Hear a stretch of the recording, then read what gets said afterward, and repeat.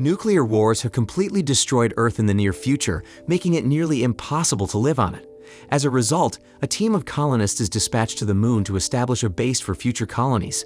Unfortunately, colonization fails, so they open mines to extract as many resources from the moon as possible. Miners must work for 20 years before being allowed to fly to Omega, a planet where humanity is currently thriving. Because the journey takes 75 years, travelers must be placed in cryosleep.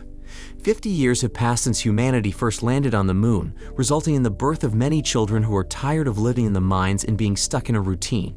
It is now 2257, and there are numerous rumors circulating about a strange object that collided with the moon and left a crater, but no one is permitted to approach it. One day, a group of kids approaches the hangar, attempting to steal a rover in order to escape the mines. When an adult passes by, they hide behind furniture but quickly emerge to continue arguing about how to proceed.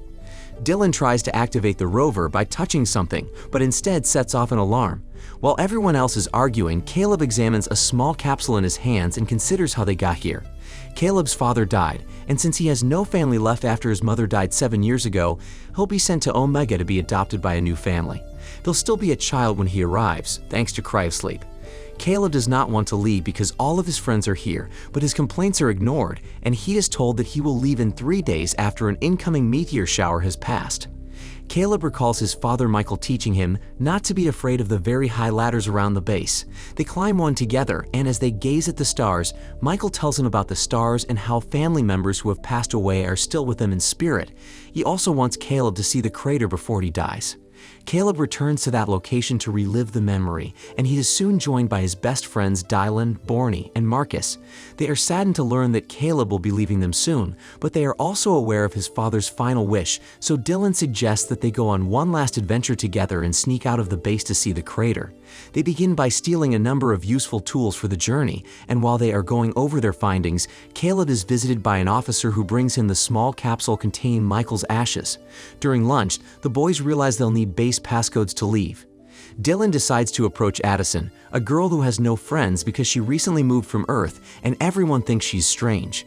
Her father is a member of the science team, so she has access to the codes. His approach is awkward, and a suspicious Addison flees, so Dylan pursues her and confesses his true intentions. Addison craves adventure and is jealous of the boys' friendship, so she agrees to help them find the codes as long as she can accompany them.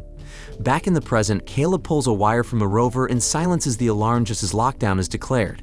Now that the kids can get into the vehicle, Dylan takes the wheel because he is the only one who knows how to drive. Caleb enters the code Addison gave him while she decorates the panel with a little bobblehead astronaut, claiming it's an Earth tradition. Caleb mulls over his father's final words as the group makes its way through a long corridor and out onto the moon's surface for the first time. They continue down the road after pausing to admire the view and for Marcus to take his heart medicine. They soon come across a massive structure that looks beautiful even though it is abandoned. Caleb explains that Michael told him about this structure, which is a relic from when humans attempted and failed to colonize the moon. After Omega was discovered, humanity completely forgot about the moon, which became this desolate place.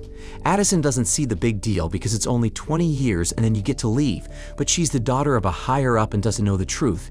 Any minor mistake they make, such as arriving late or becoming ill, will add more time to their contract, and if someone dies before finishing their 20 years, their next of kin must do their remaining years alongside their own.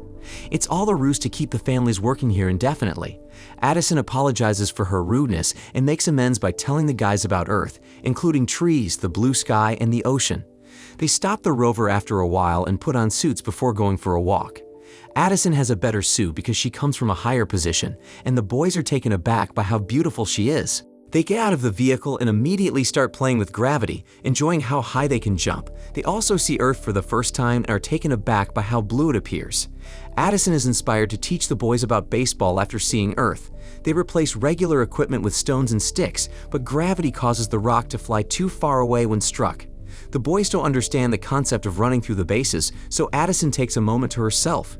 She reaches up, almost in tears, as if she could hold Earth in her hand, missing her old home. Suddenly, she hears a noise and turns around to see the boys flying with an oxygen tank, making sure they are attached to the rover with a cable while gravity and tank expulsion push them up. Addison believes this is a risky idea that wastes oxygen, but Dylan persuades her to join by implying she is a coward. Soon, Everyone is playing together, competing to see who can climb the highest. For a few moments, everything is fine and fun, but when Borny's turn comes around again, his cable snaps and he begins to float around aimlessly. The children rush to get more oxygen tanks and use them to accompany their friend. They can't really control the trajectory, so there's a lot of weird floating before they start crashing into each other. This crashing allows them to hold onto each other and put enough weight together to fall back to the ground. They're not sure they can make it to the crater now that they've wasted so much oxygen, but Caleb points out that they could find more at an old outpost from the first settlement.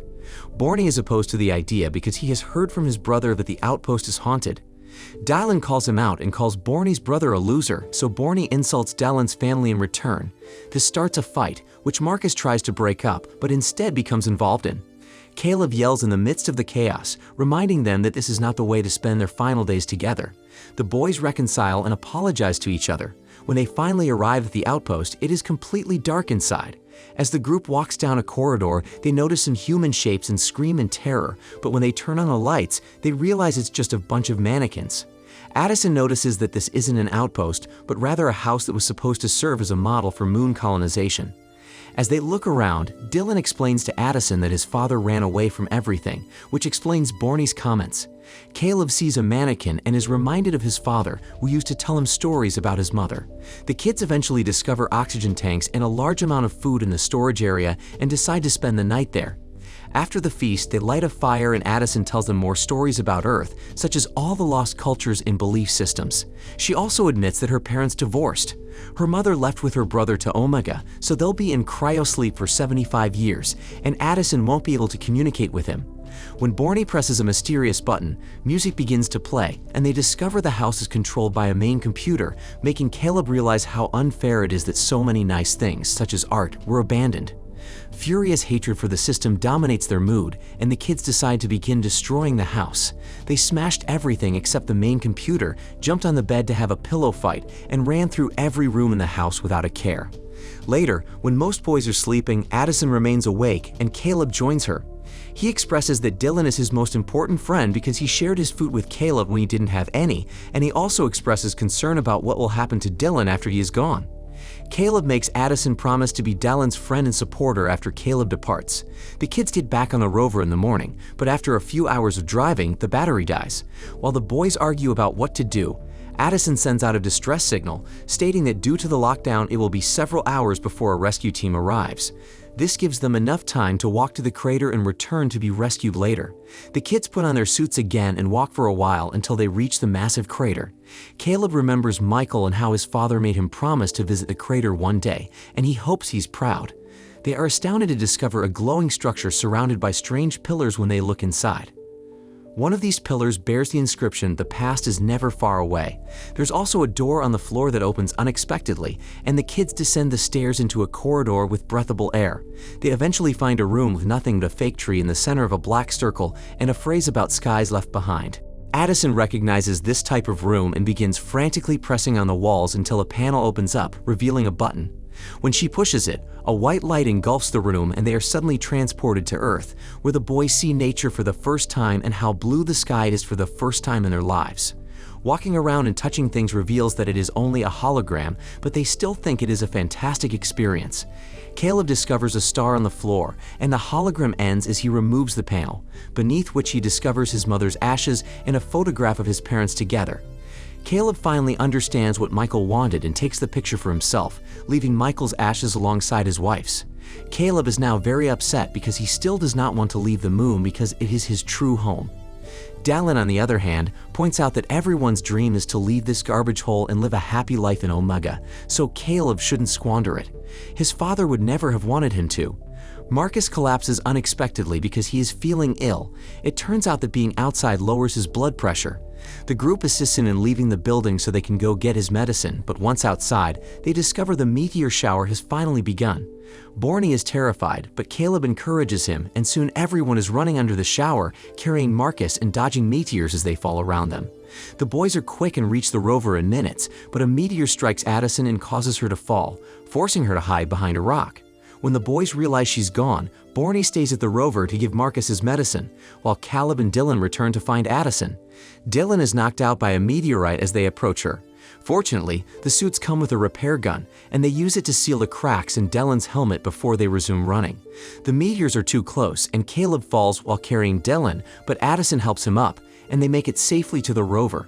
Unfortunately, they discover that the window was also broken by a meteor, and they must now rely on a little oxygen left in their suits. Because they doubt anyone will come because of the meteor shower, the kids fall asleep while waiting for the oxygen to run out, which means they'll die together. Dylan awakens a few minutes later, and he and Caleb come to terms with the fact that Caleb is leaving before the lack of oxygen knocks him out. He swears he can hear people approaching as he closes his eyes. Caleb awakens some time later and is devastated to learn that he has already been sent to Omega without the opportunity to say goodbye to his friends. He discovers a photograph of his parents and Addison's bobblehead in his bag. A nurse also brings him a digital player because his friends have been sending him messages for the past 75 years. Caleb listens to all of them to learn about their lives.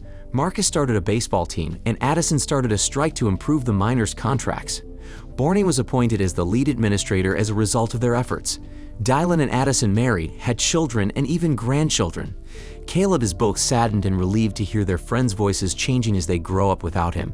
He begins a new life on Omega, where he is quickly adopted by a foster family and given a good life. Caleb takes some time to adjust and make new friends, but once he's learned to move on, he goes in search of Addison's brother. When he finds him, he gives him the bobblehead and reads him the messages, telling him about their adventure on the moon that day. So, what did you think of this movie? Leave it in the comments below, and if you liked the video, please like and subscribe for more movie recaps. See you in the next video.